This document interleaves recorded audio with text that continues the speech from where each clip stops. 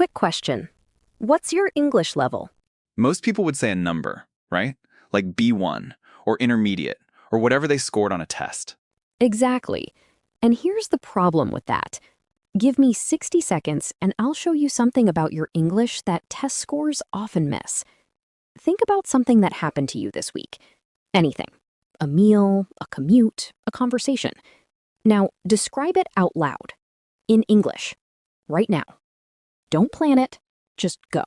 Okay, I just tried it. And I noticed I was editing myself before the words even came out. Right. That pause, that editing, that feeling of reaching. That tells you more about your real speaking ability than any test score you've ever gotten. Welcome to Easy English with PJ. Real English for real life. I'm PJ, and with me as always is Logan. Fair warning, I'm not sure I completely agree with him yet. That's actually a perfect place to start. Let's get into it. Okay, I want to challenge something that most English learners believe without even questioning it. The idea that your test score tells you where you are. Wait, are you saying tests don't matter? Because I feel like a lot of people watching this have spent serious time and money on those exams. I'm not saying they don't matter. For certain goals, like a visa, a university application, or a specific job, they absolutely matter. What I'm saying is this. A test score measures how you perform under controlled conditions. Quiet room. Enough time to think. No one waiting for an answer. And real English is none of those things. Okay, I see the difference. But isn't a higher score still a sign of more knowledge? Usually, yes.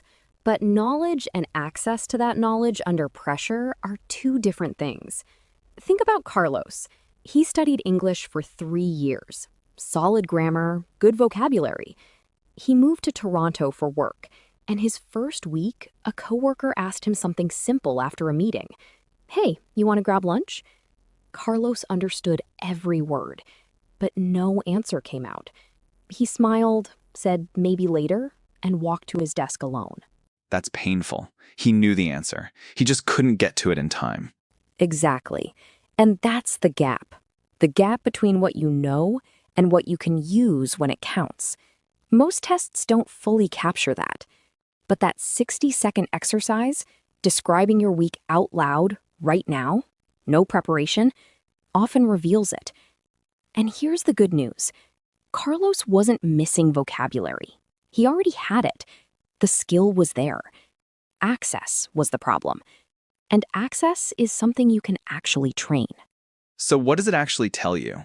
Like, what are you supposed to learn from how that felt? Good question. And this is the part most learners skip straight past. Let's break down the 3 things that usually happen when you try to speak without preparation. First, you spoke, and it felt slow. You found the words, but there were a lot of pauses. What that usually means, your vocabulary exists, but it hasn't become automatic yet. You have to reach for words instead of them just arriving. That's actually a sign of progress. The knowledge is there. You just need to activate it faster. Okay, what about number 2?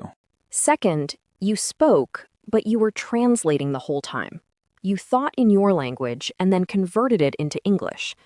Here's how you know that's happening. Your sentences feel slightly off. The word order doesn't quite land. And afterward, you feel exhausted because you were running 2 languages at once. That sounds familiar from when I was learning Spanish. I'd finish a sentence and feel like I'd just done math. That's exactly what it is. And the third experience? You spoke, and it felt okay, natural. Not perfect, but the words came, and they felt like yours. That's the goal. That's one version of the goal. But here's where it gets more honest. A lot of learners who feel okay in the 60-second solo test still hit a wall the second a real person responds to them. Because a real conversation doesn't follow a script. Someone says something back, something unexpected, and then your brain has to catch up in real time. You can rehearse a speech. You can't rehearse someone else's reply. Right. And that's the actual skill gap. Not what you know. How fast you can respond to something you didn't see coming. Let me stop here. Think about the last time you were in a real English conversation. Not a class, not an exercise. A real one. How did it feel when the other person said something you weren't expecting? Did your brain keep up? Or did you feel like the conversation was moving one step ahead of you the whole time? Just notice that. Because that feeling is exactly what we're talking about. Okay, keep going. So, if the gap isn't about grammar or vocabulary, what is it? Response speed? Response speed. And I want to be careful here, because this is the part where people hear speak faster and panic. That's not what I mean. Good. Because my instinct when I was learning Spanish was to just rush, and then everything came out wrong and I felt worse. Rushing is not the fix. The fix is making the words you already have more automatic. Think about driving. When you first learned, everything was conscious. Check the mirror, signal, left foot, right foot. After a while, you stopped thinking about it. Your hands just moved. That's what fluency is. Not more words. It's faster access to the words you already know. So the knowledge doesn't change. The speed of getting to it does. Exactly. And here's what that looks like for a real person. Fatima has been learning English for 4 years.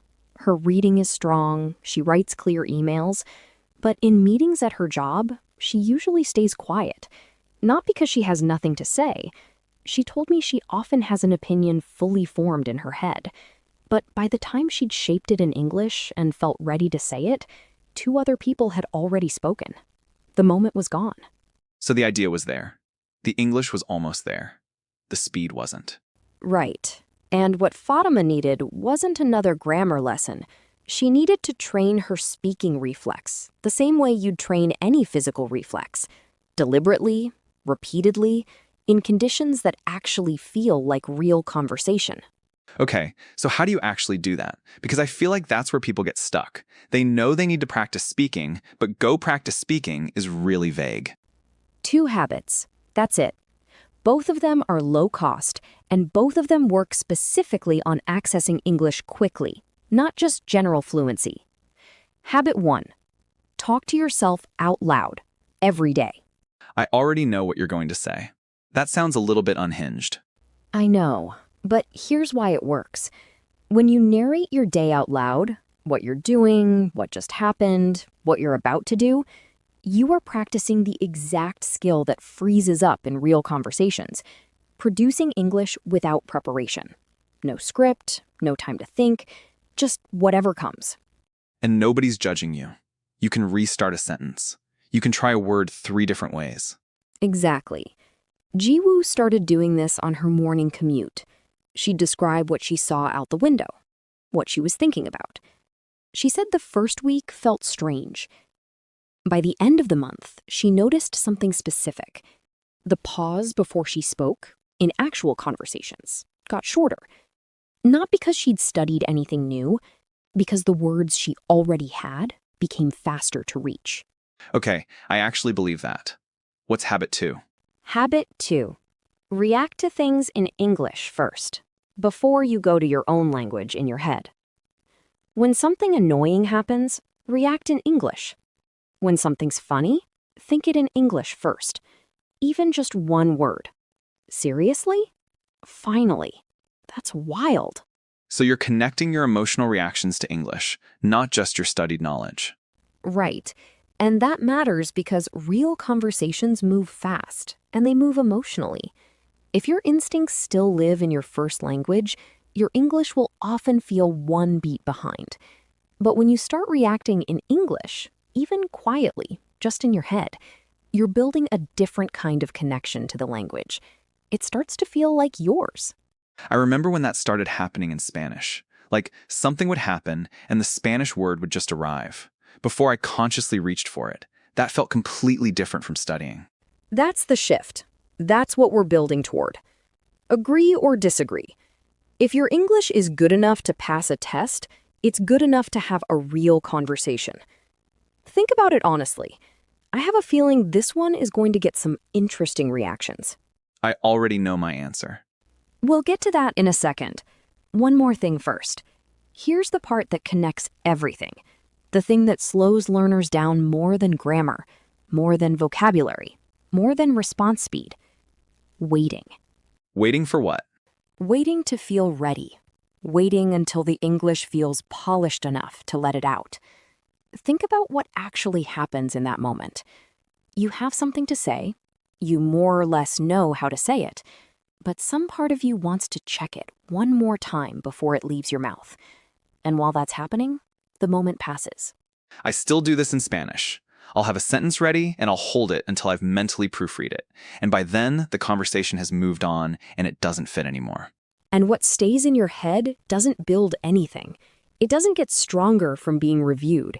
It only gets stronger from being used, even messily, even imperfectly.